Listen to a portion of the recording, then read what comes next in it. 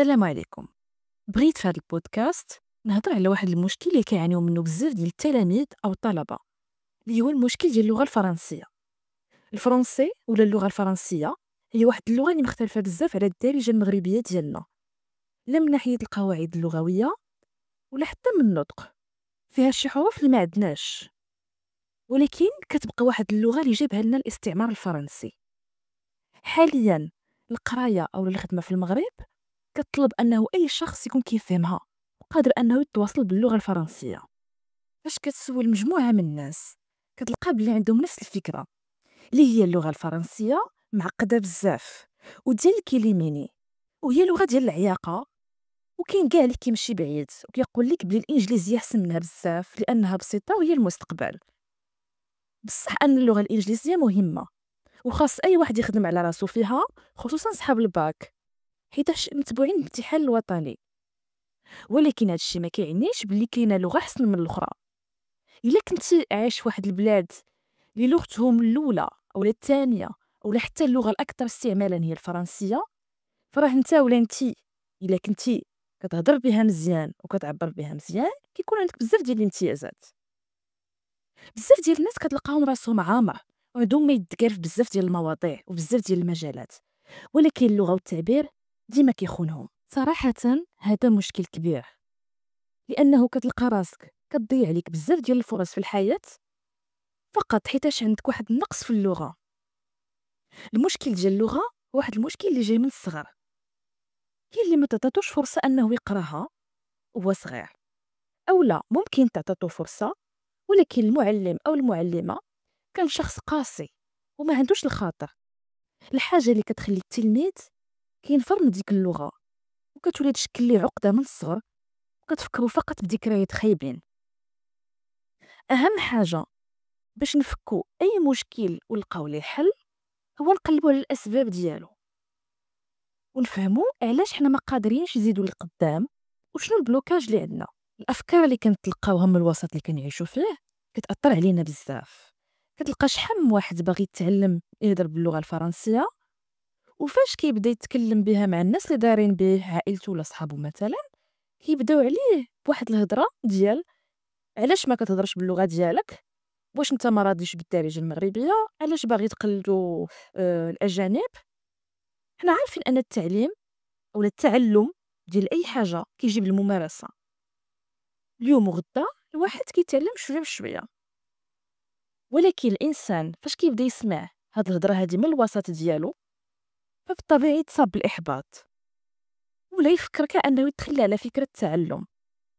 من هاد المنبر اي شخص في حياتك كان ما كيشجعكش او لا كيتنمر عليك فراه انت اللي خصك تبعد منه، لانه كيتعتبر اول عائق او لا بلوكاج في حياتك.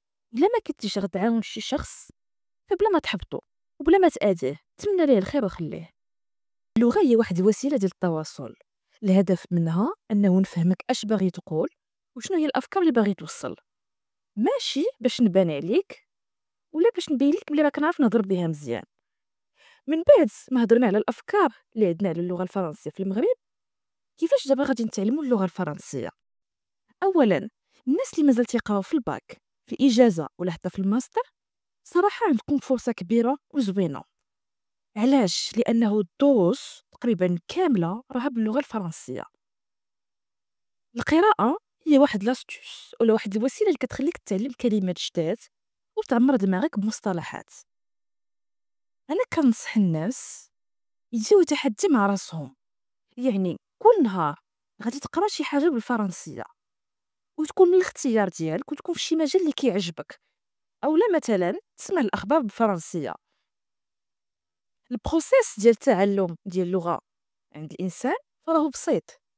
فاش كنشوفوا الدراري الصغار في اليوم كنلقى الدري ولا البنت كيسمع غير لوالديه ولا المحيط ديالو، من بعد كيحاول ينطق بحالهم ويقول واحد الكلمات اللي كيخرجوا ليه معكلين وما مفهومينش، ولكن كيبقى يعاودهم حتى كيتسرح ليه اللسان مع المده.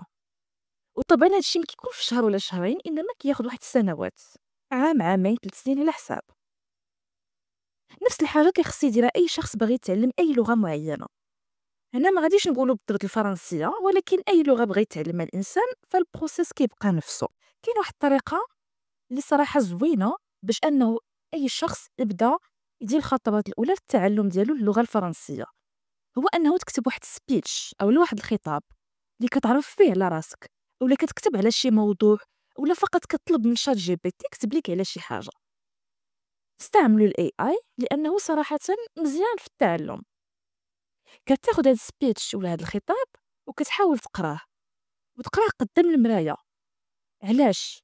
لانه فاش كتشوف التعابير ديال وجهك وانت كتهضر وكتشوف الحركات ديال يدك، هادشي الصراحه كيعاونك انك تتعلم مزيان.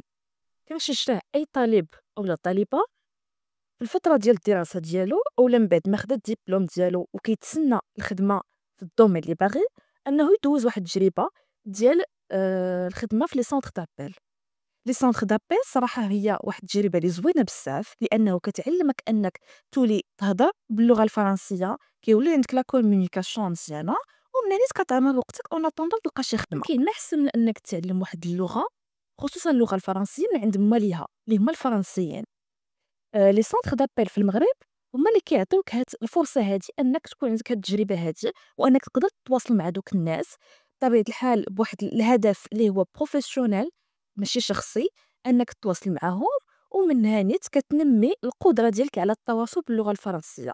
واليوم غدا كتولي واحد الانسان اللي قادر انك تهضر باللغه الفرنسيه بلا حتى شي صعوبات، وكتحيد منك جميع الحواجز النفسيه اللي عندك. التعلم ديال اللغه الفرنسيه كيبقى واحد الاستثمار اللي كيديرو الانسان في حياته. كل ما تعلمو وهو مازال باقي صغير، يعني مازال باقي كيقرا في الباك اولا في السنوات الاولى ديال الاجازه، كيبقى مزيان.